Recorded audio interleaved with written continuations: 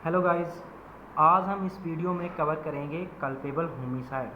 आज हम culpable homicide के बारे में बात करेंगे कि कल्पेबल होमिसाइड होता क्या है, इसकी पनिशमेंट क्या है, वगैरह वगैरह सब हम इस वीडियो में इस टॉपिक में कवर करेंगे। कल्पेबल होमिसाइड को कवर किया गया है chapter 16 of IPC. Chapter 16 of IPC क्या कहता है? Offence affecting the human body. जो चैप्टर 16 ऑफ आईपीसी है, ये प्रोविज़न बताता है, ये उन ऑफेंसेस के बारे में प्रोविज़न देता है जो कि ह्यूमन बॉडी को इफ़ेक्ट करते हैं। ऑफेंस जो ह्यूमन बॉडी को इफ़ेक्ट करते हैं उनके रिलेटेड प्रोविज़न जो दी गई हैं वो दी गई हैं चैप्टर 16 ऑफ आईपीसी में। इसमें सेक्शन कवर किए गए हैं सेक्शन 299 से लेकर सेक्शन 377 तक इसमें आते हैं इस चैप्टर में, चैप्टर 16 ऑफ आईपीसी में। तो ज़्यादा बात नहीं करेंगे, सीधे वीडियो को स्टार्ट करते हैं, टॉपिक को स्टार्ट करते हैं। सबसे पहले देखते हैं intro. The word homicide derive from the Latin term Homi and साइडो। होमी मीन्स मैन एंड साइडो means cut. Does the homicide mean killing of a human being by another human being? Homicide जो है वो दो वर्ड से बना हुआ है। फर्स्ट है होमी एंड सेकंड है साइडो। होमी का मतलब क्या है? मैन, आदमी, पर्सन। और होमी का मतलब है मैन एंड साइडो का मीन है कट। तो फिर होमिसाइड का मतलब क्या हुआ? किसी भी आदमी, ह्यूमन बीइंग के द्वारा किसी अनदर ह्यूमन बीइंग को किल किया जाना, मतलब किसी को मार दिया जाना, किसी एक ह्यूमन बीइंग के द्वारा किसी दूसरे ह्यूमन बीइंग को मार दिया जाना, वो है होमिसाइड। होमिसाइड जो है दो टाइप का होता है। फर्स्ट है लॉफुल होमिसाइड एंड सेकंड है अनलॉफुल होमिसाइड। लॉफुल होमिसाइड जो कि पनिशेबल नहीं है लॉ के अंदर, वो होते हैं lawful homicide because it is covered under chapter 4 of IPC journal exception, क्योंकि ये जर्नल एक्सेप्शन में फॉल होते हैं। लॉफुल होमिसाइड जो है जर्नल एक्सेप्शन में फॉल होते हैं। फॉर एग्जांपल लाइक सेक्शन 100 क्या बताता है कि आपका जो right of private defence of body कब एक्सटेंड होता है कि आप किसी पर्सन को डेथ कॉज कर सको, ये बताता है सेक्शन 100। एंड सेक्शन 103 क्या बताता है? When right of private defence of property. When private defence of property का राइट कब एक्सटेंड होता है कि आप किसी की डेथ कॉज कर सको, ये बताता है सेक्शन 103 ऑफ आईपीसी। तो अभी देखते हैं unlawful homicide which are punishable under law. जो कि लॉ के अंडर पनिशेबल हैं वो होते हैं अनलॉफुल होमिसाइड। अनलॉफुल होमिसाइड क्या होते हैं? जो कि पनिशेबल होते हैं लॉ के अंडर।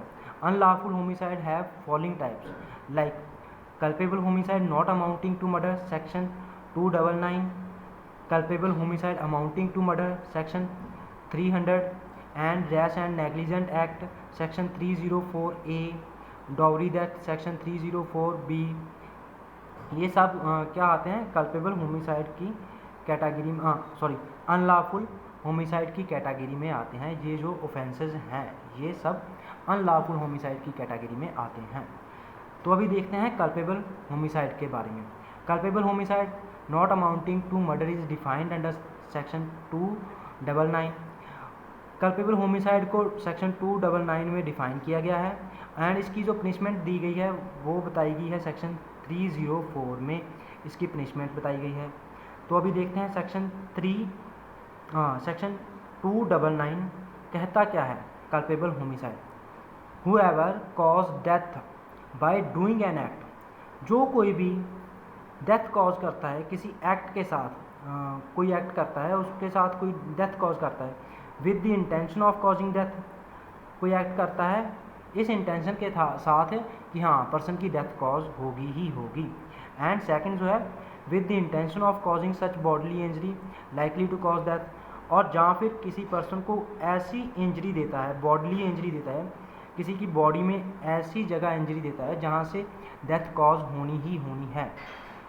एंड थर्ड जो इसमें है वो है with the knowledge that he is likely by such act to cause death. और कोई ऐसा एक्ट करता है जिसकी उसे जानकारी है कि हाँ ये एक्ट करने से डेथ कॉज होगी ही होगी, तो वो होगा कल्पेबल होमिसाइड। इसमें जो मेन जो 3 बातें हैं, फर्स्ट है इंटेंशन। अगर कोई इंटेंशन के साथ किसी की डेथ कॉज करता है, हाँ कि उसे डेथ कॉज करनी ही है, इस इंटेंशन से कोई एक्ट करता है कि हाँ उसकी डेथ कॉज करनी ही है।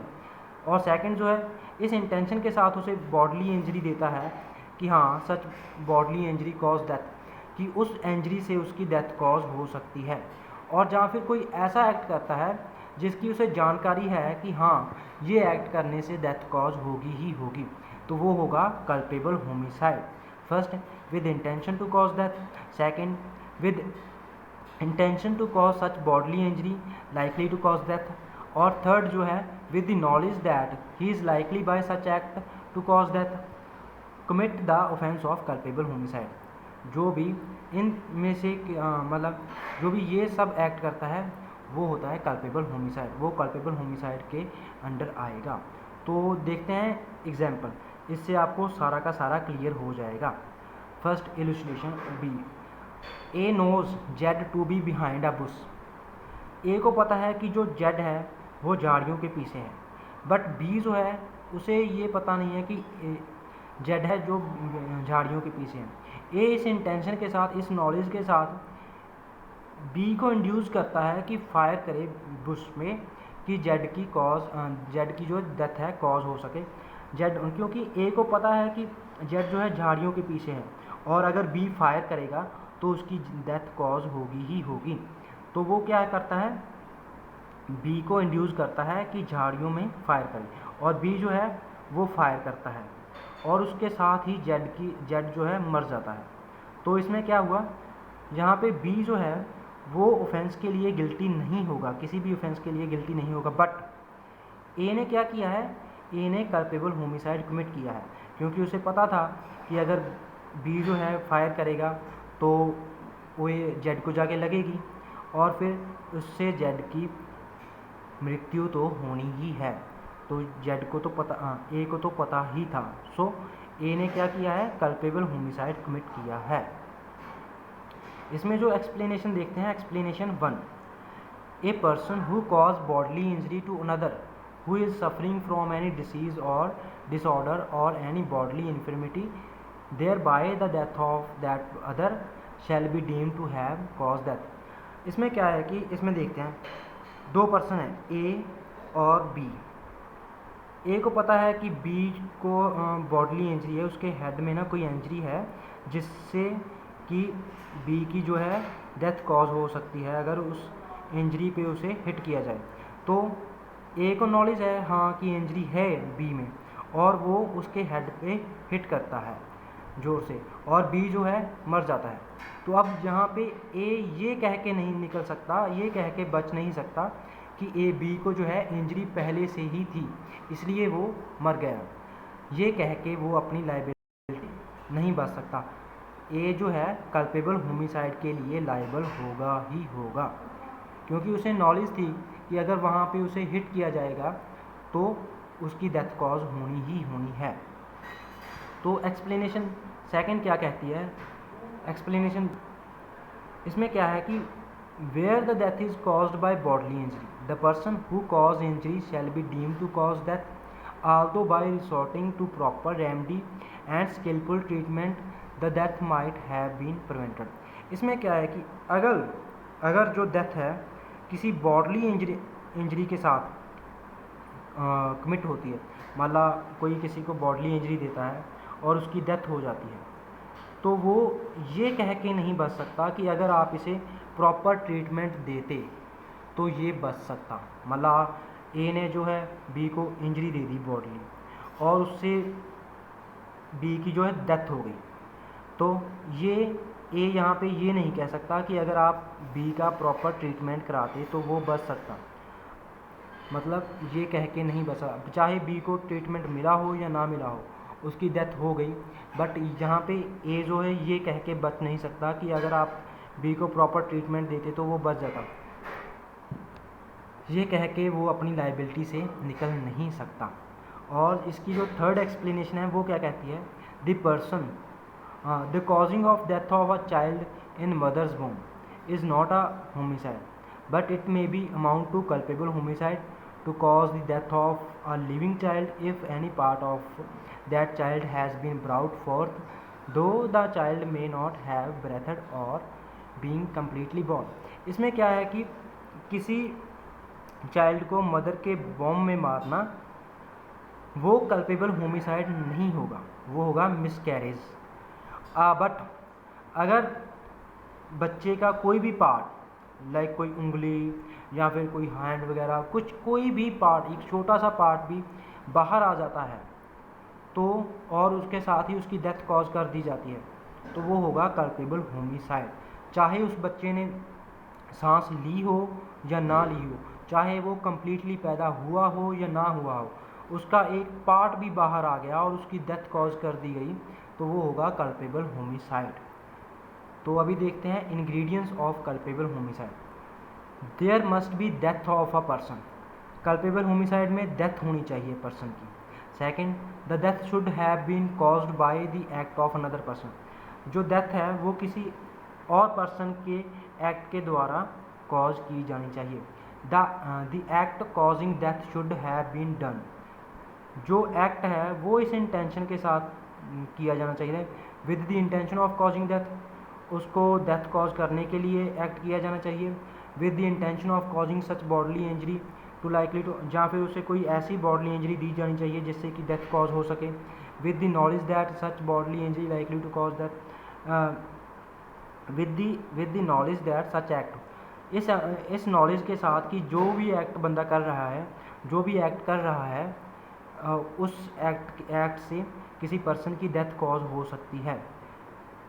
और आज हम इसमें कल्पेबल होमिसाइड ही करेंगे। तो अभी देखते हैं सेक्शन 304 ऑफ आईपीसी की कल्पेबल होमिसाइड की पनिशमेंट क्या है। सेक्शन 304 बताता है कल्पेबल होमिसाइड की punishment for culpable homicide not amounting to murder. Section 304 of IPC, whoever commit culpable homicide not amounting to murder shall be punished with imprisonment for life or imprisonment of either descriptions for a term which may extend to 10 years and shall also be liable if the act by which the death is caused is done with the intention to causing death or causing such bodily injury likely to cause death। अगर कोई act इस intention के साथ किया गया है कि हाँ उसकी डेथ कॉज करनी है, जहाँ फिर कोई बॉडली इंजरी दी गई है कि हाँ उससे उसकी डेथ कॉज हो सकती है, तो उसके लिए पनिशमेंट क्या होगी। उसके लिए पनिशमेंट लाइफ इम्प्रिजनमेंट की भी हो सकती है और जहाँ फिर जो पनिशमेंट है एक्सटेंड हो सकती है 10 साल तक, एंड साथ में उसे फाइन तो देना पड़ेगा ही। और सेकंड में क्या है, with the imprisonment for either descriptions for a term which may extend to 10 years or with fine or with both if the act is done with the knowledge that it is likely to cause death but without any intention to cause death or to cause such bodily injury is likely to cause death। इसमें क्या है कि इस knowledge के साथ act किया गया है कि हाँ डेथ कॉज हो सकती है, बट उसमें इंटेंशन नहीं है डेथ कॉज करने की, बस उसकी नॉलेज है कि हाँ अगर ये एक्ट करेंगे तो डेथ कॉज हो सकती है, बट उसे मारने की इंटेंशन नहीं है। तब और कोई ऐसी बॉडली इंजरी दी गई है कि हाँ डेथ कॉज हो सके, तब उसे पनिशमेंट कितनी होगी, 10 साल तक की पनिशमेंट होगी और उसके साथ ही फ़ाइन देना भी पड़ सकता है और नहीं भी, मतलब दोनों भी हो सकते हैं, फ़ाइन और पनिशमेंट दोनों भी हो सकती है या फिर कल पनिशमेंट भी हो सकती है। ये था हमारा कल्पेबल होमिसाइड और सेक्शन 299 में बताया गया है कल्पेबल होमिसाइड होता क्या है और सेक्शन 304 में इसकी पनिशमेंट दी गई है। पनिशमेंट है लाइफ इम्प्रिजनमेंट और 10 ईयर की और फाइन और 10 ईयर और फाइन वगैरह तो है, ठीक है। तो यही था हमारा कल्पेबल होमिसाइड। इस कल्पेबल होमिसाइड में 3 बातें हैं, with intention to cause death, with intention to cause such likely to with the intention to cause bodily injury such likely to cause death or with the knowledge to likely to cause with the knowledge done an act which is likely to cause death। इसमें 3 बातें ही हैं culpable homicide में। तो आज हमारा culpable homicide complete हुआ। अगली video में हम करेंगे मर्डर के बारे में बात करेंगे और फिर आगे आगे वीडियो बनाते जाएंगे। अगर अच्छी लगे तो लाइक और शेयर करना, और कुछ भी कमी रह गई हो तो कमेंट में बता देना, हम नेक्स्ट अगली वीडियो में कवर कर लेंगे। ठीक है, थैंक यू गाइस।